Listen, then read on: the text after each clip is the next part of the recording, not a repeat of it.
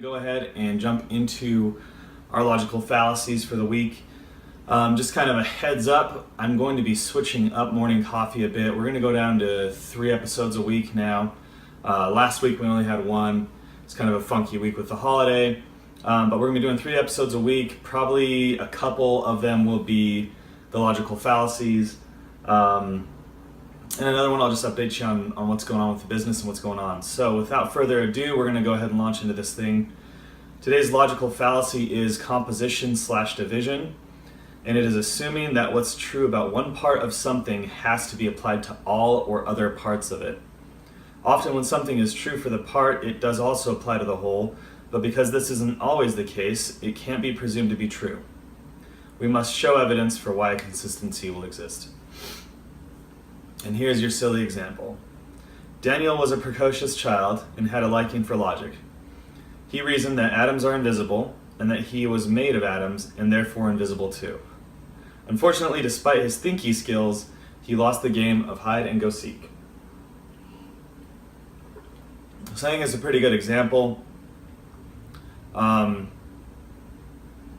I don't think I can really explain it in a better way. In Adam's case, Daniel's case, he's right. Atoms are invisible to the naked eye.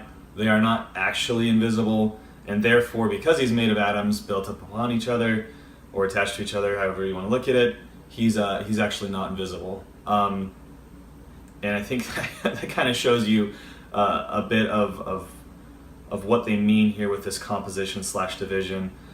We also use this in, I guess it's a little different, but we use it in legal agreements where you have sections of an agreement and there is a stipulation in there. If one of them proves to not be true, the others remain true. They're divisible. And this, I'm trying to think of another real world example of where this might be true. You know what, and I'm coming up blank. I think this is probably a lesser used logical fallacy. I know that people do use it. Man, I'm just trying to blink here. But going off of their example, I think it's evident what they're trying to get at here. This is a whole lot of fluff talk, so I'm just gonna go ahead and leave you with that for the day. I hope you have a good week.